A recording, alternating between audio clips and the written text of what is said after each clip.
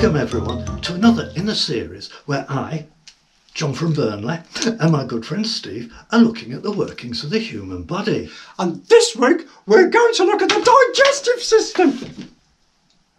Look what you've done, lad. You've gone and broken the easel. Sorry, John. I borrowed that from work. How am I going to take it back to work now? Sorry, John. And what's more, how are we going to display things for the viewers? We'll just have to hold them up, won't we? We'll just have to start all over again. Cut! Yeah, I know, I've said cut. Oh, sorry, you said cut, yeah. Hang on now. Cut!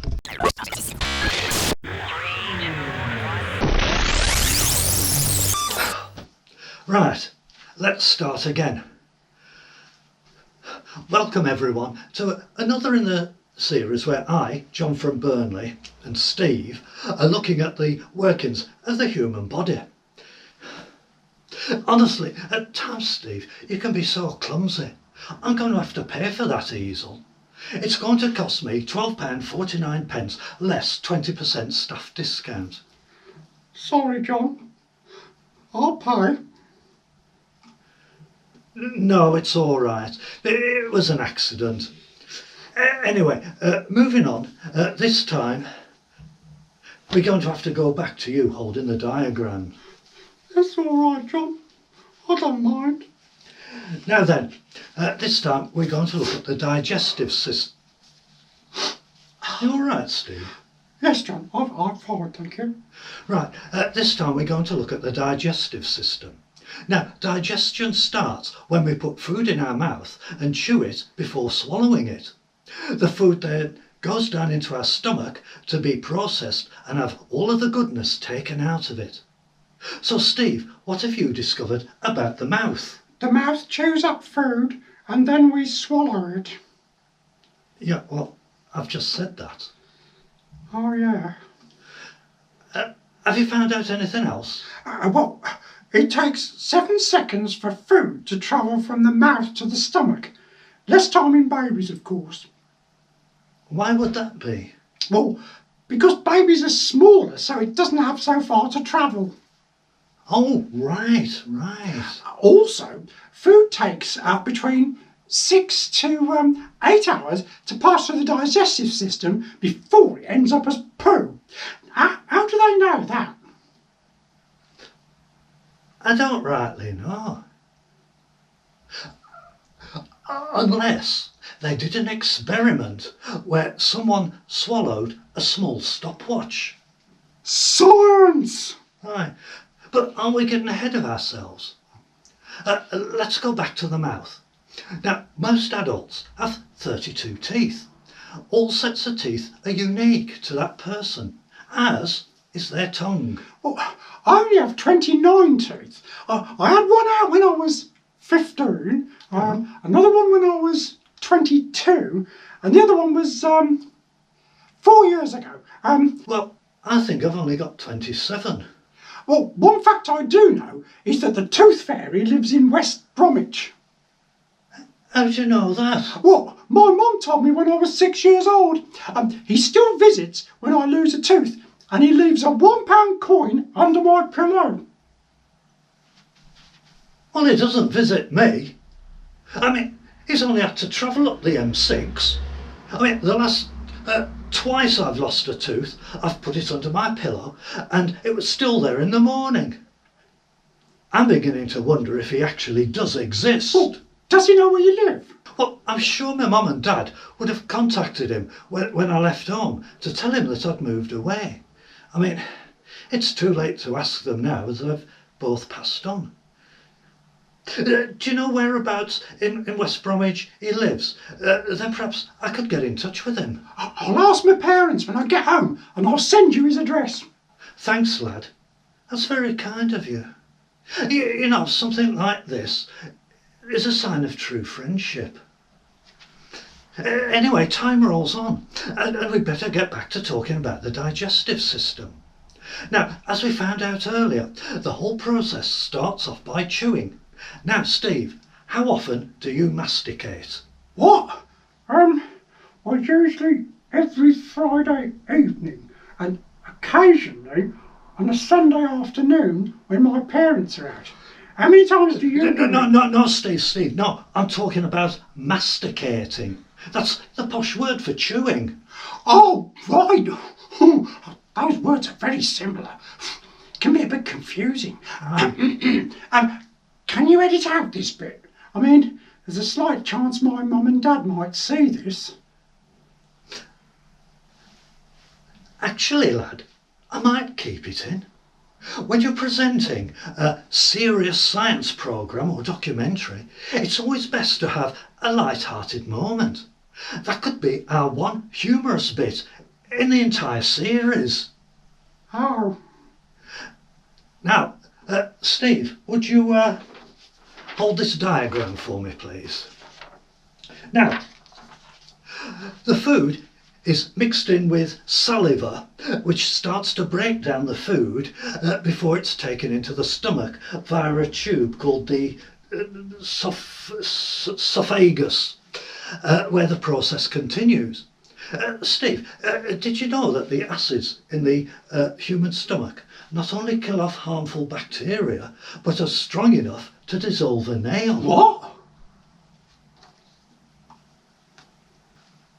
But don't worry, the stomach has a special lining which prevents it from destroying itself. Anyway, going back to this diagram, enzymes separate the food into different nutrients needed by the body, such as proteins, carbohydrates and fats. Oh, I also found out that the stomach is the size of a football, but grows up to the size of a tennis ball when it gets full. Oh, hang on. What? I might have got that the wrong way round. Aye, I think you have, lad. Now, other organs in the body make up the digestive system. You've got the liver and the St. Pancreas, and they have their part to play.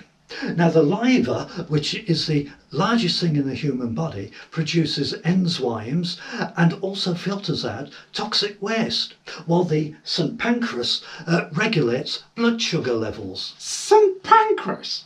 Aye, it must have been named after the angel what discovered it. Well, what about kidneys? Oh, I don't rightly know. I think they're just for food. Oh, I don't like them. They taste horrible. I'm with you there, lad.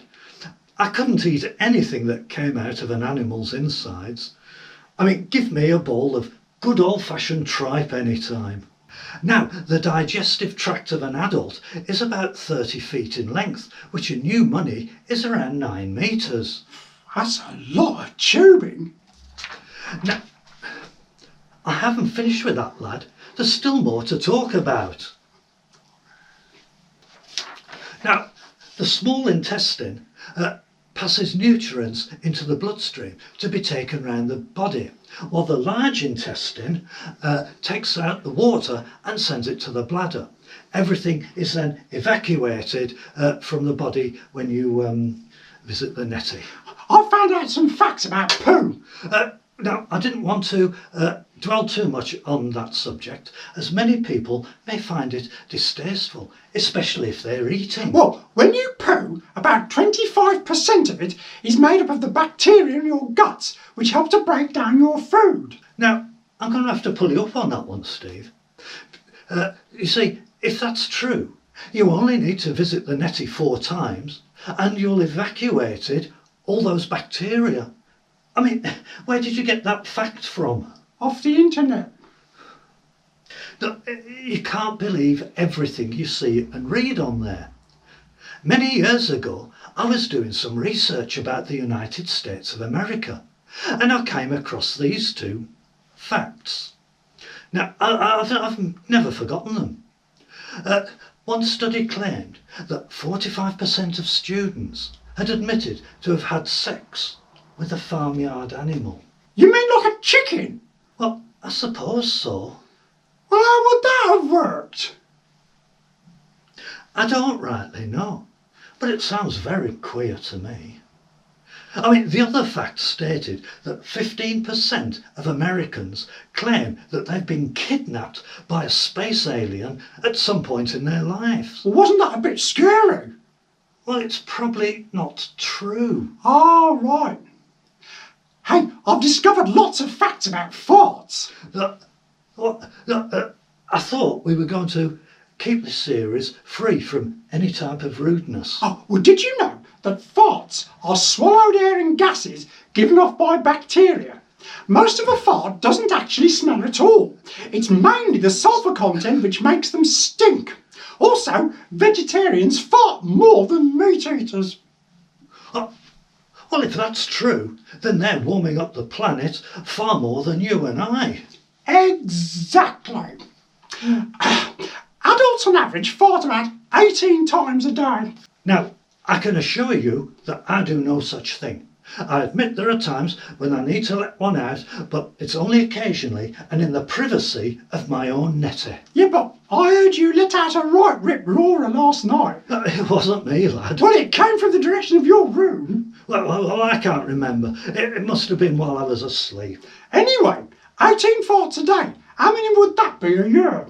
To be honest, Steve, I don't rightly know and I don't rightly care. Well, may I borrow your calculator? What, my personal calculator? If you don't mind.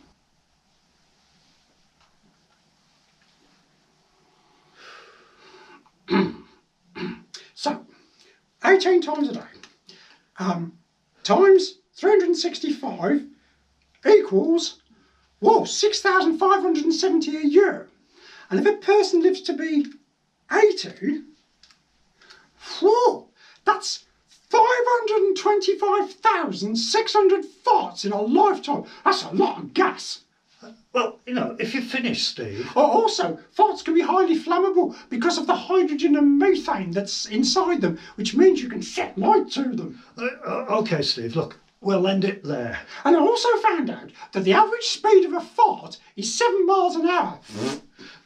Steve, you're now descending into vulgarity. Look, we'll leave it there for this episode. Goodbye. But hang on, I haven't told you that it appears that women's farts are smellier than men's. And I also forgot, sometimes a fart is called a trump, and there are other names for them such as dropping an air biscuit, cutting the chews, stepping on a duck, shooting a fairy, having a quack, dropping your guts, shat. We used to say that at school, who's shat?